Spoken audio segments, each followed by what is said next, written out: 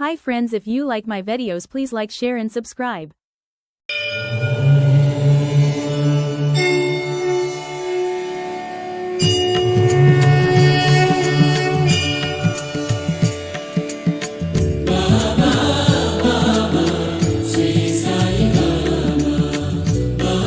శ్రీ సాయినాథాయ నమః. శ్రీ సాయి సచ్చరిత్రము 13వ అధ్యాయం. మరికొన్ని సాయి లీలలు. జబ్బులు నయమగుట, భీమాజీ పాటిల్, బాలా షింపి, బాపు సాహెబ్ బూటి, ఆళంది స్వామి, కాకా మహాజని, హార్దా నివాసి దత్తోపంతు. మాయ యొక్క అనంత శక్తి. బాబా మాటలు కృతముగను, భావగర్భితముగను, అర్థపూర్ణముగను, శక్తివంతముగను, సమతూకముతోనూ ఉండేటివి. వారు ఎప్పుడూ తృప్తిగా నిశ్చింతగా నుండువారు. బాబా ఇట్లనిది: నేను ఫకీరునైనప్పటికీ ఇల్లు, వాకిలి, భార్య, బిడ్డలు తదితర బాదరబందీ ఏవీ లేకుండా, ఎక్కడికి కదలకుండా ఒకచోట కూర్చుని ఉన్నప్పటికీ తప్పించుకొనలేని మాయ నన్నును బాధించుచున్నది. నేను నన్ను మరచినను ఆమెను మరవలేకున్నాను. ఎల్లప్పుడూ ఆమె నన్ను ఆవరించుచున్నది. హరి యొక్క ఆ ఆదిమాయ బ్రహ్మాదులనే చికాకు పరుచుచుండగా, నా వంటి దుర్బలుడైన ఫకీరనగ ఎంత? హరి ప్రసన్నుడైనప్పుడే ఆ మాయ నుండి తప్పించుకొనుట సాధ్యము. నిరంతర హరిభజనయే దానికి మార్గం. మాయాశక్తిని గూర్చి బాబా ఆ విధముగా పలికాను. మహాభాగవతములో శ్రీకృష్ణుడు యోగులు తన సజీవ ప్రతిరూపములని ఉద్ధవునకు చెప్పియున్నాడు. తన భక్తుల మేలు కొరకు బాబా ఇంకా ఏమి చెప్పియున్నారో వినుడు. ఎవరు అదృష్టవంతులో, ఎవరి పాపములు క్షీణించినవో వారే నన్ను భజించుటయందు తత్పరులై నన్నెరుగగలరు. ఎల్లప్పుడూ సాయి సాయి అని స్మరించుచుండిన సప్త సముద్రములు దాటించెదను. ఈ మాటలు విశ్వసింపుడు, తప్పక మేలు పొందెదవు. పూజాతంతుతో నాకు పని లేదు. షోడశోపచారములు గాని, అష్టాంగ యోగములు కాని నాకు అవసరము లేదు. భక్తియున్న చోటనే నా నివాసము. ఇక తమకు పూర్తిగా శరణాగతులైన వారి క్షేమము కొరకు బాబా ఏమి చేసినో వినుడు. భీమాజీ పాటిల్, పూనా జిల్లా, జున్నర్ తాలూకా, నారాయణగాం వాస్తవ్యుడు భీమాజీ పాటిల్ 1909వ సంవత్సరములో తీవ్రమైన ఊపిరితిత్తుల రుగ్మతకు గురయ్యను. తుదకు అది క్షయవ్యాధిగా పరిణమించెను. అన్ని రకముల ఔషధములను వాడెను, కాని ప్రయోజనము లేకుండెను. ఇక ఆశలన్నీ వదులుకొని, ఓ భగవంతుడా, ఇక నీవే నాకిక దిక్కు, నన్ను కాపాడు అని ప్రార్థించాను. మన పరిస్థితులు బాగుండునంత వరకు మనము భగవంతుని తలచము అన్న సంగతి అందరికీ తెలిసినదే. కష్టములు మనలను ఆవరించినప్పుడు మనము భగవంతుని జ్ఞప్తికి తెచ్చుకునేదము. అట్లనే భీమాజీ కూడా భగవంతుని స్మరించాను. ఆ తరువాత తన అనారోగ్య విషయమై బాబా భక్తుడకు నానాసాహెబ్ చందోర్కర్తో సలహా చేయవలనన్న ఆలోచన కలిగాను. వెంటనే తన జబ్బు యొక్క వివరములన్నీ తెలుపుచూ ఆయన ఒక లేఖ వ్రాసి అతని అభిప్రాయం అడిగాను. బాబా పాదములపై పడి బాబాను శరణు వేడుకొనుట యొక్కటే ఆరోగ్యమునకు సాధనమని నానాసాహెబ్ చందోర్కర్ జవాబు వ్రాశాను. అతడు నానాసాహెబ్ సలహాపై ఆధారపడి షిరిడీకి పోవుటకు ఏర్పాట్లు చేసుకునేను. అతనిని షిరిడీకి తెచ్చి మసీదులోనున్న బాబా ముందు కూర్చునబెట్టిరి. నానాసాహెబ్, శ్యామా కూడా అచ్చటనే ఉండిరి. ఆ జబ్బు వాని గత జన్మలోని పాపకర్మల ఫలితమని, అతని విషయములో తాను జోక్యము చేసుకునదలుచుట లేదనియు బాబా చెప్పాను. కానీ రోగి తనకు వేరే దిక్కు లేదనియు, అందుచే చివరకు వారి పాదములో నాశ్రయించితననియు మొరపెట్టుకుని వారి కటాక్షమునకై వేడుకొనెను. అతని ప్రార్థనకు బాబా హృదయము కరిగెను. అప్పుడు బాబా అతనితో ఇట్లనిరి: ఊరడిల్లుము, నీ ఆతురతను పారద్రోలు, నీ కష్టములు గట్టెక్కినవి. ఎంతటి పీడ బాధలు ఉన్నవారైనను ఎప్పుడైతే ఈ మసీదు మెట్లు ఎక్కుదురో వారి కష్టములన్నీ నిష్క్రమించి సంతోషమునకు దారితీయును. ఇచ్చటి ఫకీరు మిక్కిలి దయార్ధ హృదయుడు. వారి రోగమును తప్పక బాగుచేయును. ఆ ఫకీరు అందరినీ ప్రేమతోనూ దయతోనూ కాపాడును. ప్రతి 5 నిమిషములకు రక్తము గ్రక్కుచుండిన ఆ రోగి బాబా సముఖమున ఒక్కసారి అయినా రక్తము గ్రక్కలేదు. బాబా వానిని దయతో కాపాడదనను అభయమిచ్చిన వెంటనే రోగము నయమగుట ప్రారంభించాను. వానిని భీమాభాయ్ ఇంటిలో బస చేయమని బాబా చెప్పాను. భీమాజీ వంటి రోగికి ఆ ఇల్లు అంత సదుపాయమైనది కాని ఆరోగ్యకరమైనది కానీ కాదు. కాని బాబా ఆజ్ఞ జవదాట రానిది. అతడు షిరిడీలో ఉండినప్పుడు బాబా అతనికి 2 స్వప్నానుభవములనిచ్చి వాని రోగమును కుదిర్చాను. మొదటి స్వప్నములో వాడొక పాఠశాల విద్యార్థిగా పద్యములు కంఠోపాఠము చేయకుండాచే క్లాసు ఉపాధ్యాయుడు దెబ్బలు కొట్టినట్లు కనిపించాను. 2వ స్వప్నంలో వాని ఛాతీపై పెద్ద బండను వేచి కిందకు మీదకు త్రోయుటచే మిక్కిలి బాధను అనుభవించాను. స్వప్నంలో పడిన ఈ బాధలతో వాని జబ్బు నయమై వాడి ఇంటికి పోయాను.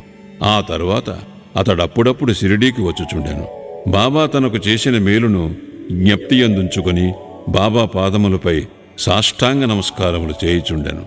బాబా తన భక్తుల వద్ద నుంచి ఏమీయూ కాంక్షించుడివారు కాదు. వారికి కావలసినదేమన భక్తులు తాము పొందిన మేలును జ్ఞప్తి అందుంచుకొని అచంచలమైన నమ్మకమును భక్తియును కలిగియుండుటే. మహారాష్ట్ర దేశములో నెలకొకసారి గాని పక్షమునకొకసారి గాని ఇండ్లలో సత్యనారాయణ వ్రతము చేయుట సంప్రదాయము. కాని భీమాజీ పాటిల్ ఆ సత్యనారాయణ వ్రతమునకు మారుగా క్రొత్తగా సాయి సత్యవ్రతమును తన ఊరు చేరిన వెంటనే ప్రారంభించెను. బాలాగణపతి శింపి. బాలాగణపతి అనువాడు బాబా భక్తుడు. ఒకసారి అతడు మలేరియా జబ్బుచే మిగులు బాధపడెను. అన్ని రకముల ఔషధములు కషాయములు పుచ్చుకొనెను. కాని నిష్ప్రయోజనమయ్యను. జ్వరము కొంచెమైనను తగ్గలేదు. షిరిడీకి పరిగెత్తెను. బాబా పాదములపై పడెను. బాబా వానికి లక్ష్మీ మందిరము ముందునున్న నల్ల కుక్కకు పెరుగన్నము కలిపి పెట్టమని చెప్పాను. ఈ వింత రోగ నివారణోపాయం ఎట్లు నెరవేర్చవలనో బాలాకు తెలియకుండెను. ఇంటికి పోగా అచ్చట అన్నము పెరుగు సిద్ధముగా నుండుట చూచాను. రెంటినీ కలిపి లక్ష్మీ మందిరము వద్దకు వచ్చాను. అచ్చటొక నల్లని కుక్క తోక ఆడించుకునుచూ కనిపించాను. పెరుగన్నము కుక్క ముందర పెట్టాను. కుక్క దానిని తినెను. అంతటితో బాలాగణపతి మలేరియా జబ్బు శాశ్వతముగా పోయాను. బాపూసాహెబ్ బూటీ. ఒకానొకప్పుడు బాపూసాహెబ్ బూటీ జిగట విరోచనములతోనూ వమనములతోనూ బాధపడుచుండాను. అతని అలమారు నిండా మంచి మంచి మందులుండెను. కాని అవేమీ గుణమివ్వలేదు. విరోచనముల వల్లను వమనముల వల్లను బాపూసాహెబ్ బాగా నీరసించాను. అందుచే బాబా దర్శనమునకే మసీదుకు కూడా పోలేకుండాను. బాబా అతనిని మసీదుకు రమ్మని కబురంపి అతడు రాగానే తమ ముందు కూర్చుండబెట్టుకుని తమ చూపుడు విరేలు ఆడించుచు, జాగ్రత్త, నీవిక విరోచనము చేయకూడదు, వమనము కూడా ఆగవలెను అనెను. బాబా మాటల సత్తువు కనుడు. వెంటనే ఆ 2 వ్యాధులు పారిపోయెను. బూటీ జబ్బు కుదిరెను. ఇంకొకప్పుడు బూటీకి కలరా సోకెను. తీవ్రమైన దప్పికతో బాధపడుచుండెను. డాక్టర్ పిల్లి అయిన వైద్యుడు అన్ని ఔషధములను ప్రయత్నించాను. కానీ రోగము కుదరలేదు. బాపూసాహెబ్ అప్పుడు బాబా వద్దకు వెళ్ళి ఏ ఔషధము పుచ్చుకునినచో తన దాహము పోయి జబ్బు కుదురునని సలహా అడిగాను. బాదం పప్పు, పిస్తా, అక్రోట్ నానబెట్టి పాలు చక్కెరతో ఉడికించి పుచ్చుకునినచో రోగము కుదురునని బాబా చెప్పాను. ఇది జబ్బును మరింత హెచ్చించునని ఏ డాక్టర్ అయినను చెప్పును. కాని బాపూసాహెబు బాబా ఆజ్ఞను శిరసావహించాను. పాలతో తయారు చేసి దానిని సేవించాను. విచిత్రముగా రోగము వెంటనే కుదిరెను. ఆళంది స్వామి. ఆళంది నుండి ఒక సన్యాసి బాబా దర్శనమునకై షిరిడీ వచ్చాను. అతనికి చెవిపోటు ఎక్కువగా నుండి నిద్ర పట్టకుండాను. శస్త్రచికిత్స కూడా చేయించుకున్నాను.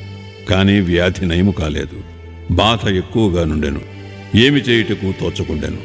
తిరిగిపోవున్నప్పుడు బాబా దర్శనమునకై వచ్చాను.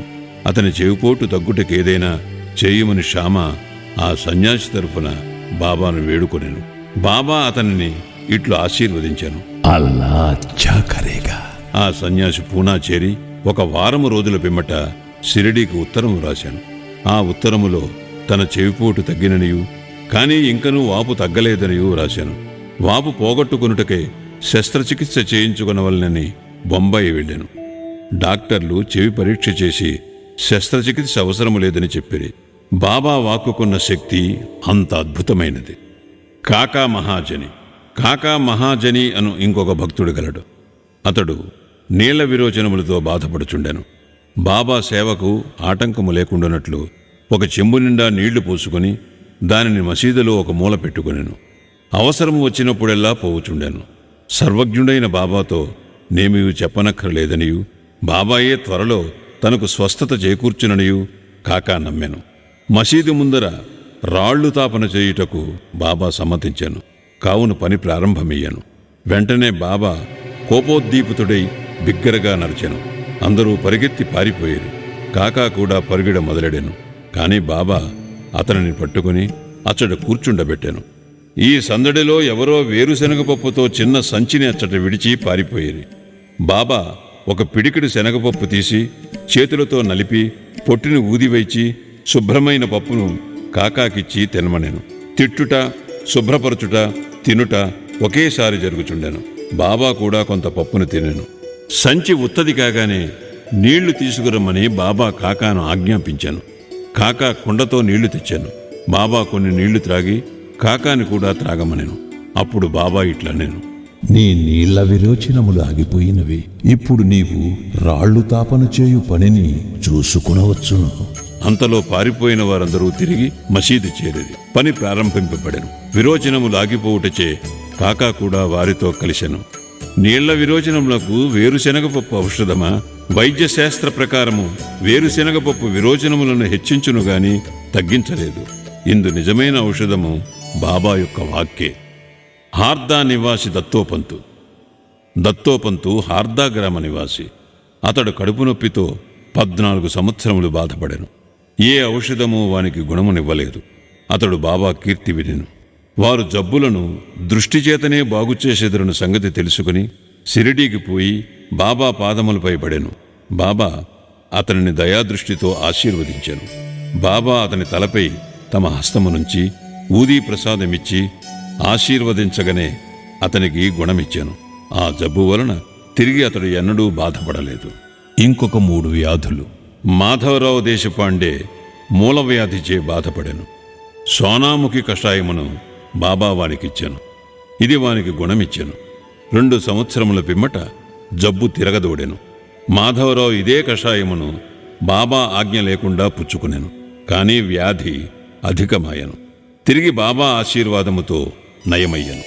కాకా మహాజని అన్నగారైన గంగాధర పంతు అనేక సంవత్సరములు కడుపు నొప్పితో బాధపడాను.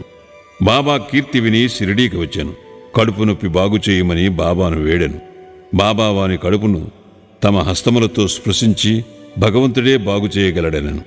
అప్పటి నుండి అతని కడుపు నొప్పి తగ్గి వ్యాధి పూర్తిగా నయమయ్యను. ఒకప్పుడు నానాసాహెబ్ చందోర్కర్ కడుపు నొప్పితో మిగులు బాధపడెను. ఒకనాడు రాత్రింబవళ్ళు ఆ బాధతో సతమతమయ్యను. డాక్టర్లు మందులు, ఇంజెక్షన్లు ఇచ్చిరి. కానీ అవి ఫలించలేదు. అప్పుడతడు బాబా వద్దకు వచ్చాను. బాబా ఆశీర్వదించాను. వెంటనే అతని జబ్బు పూర్తిగా తొలగిపోయాను.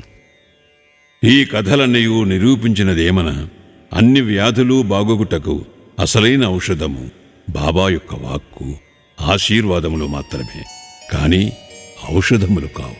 13వ అధ్యాయము సంపూర్ణము. సద్గురు శ్రీ సాయినాథార్పణమస్తు. శుభం భవతు.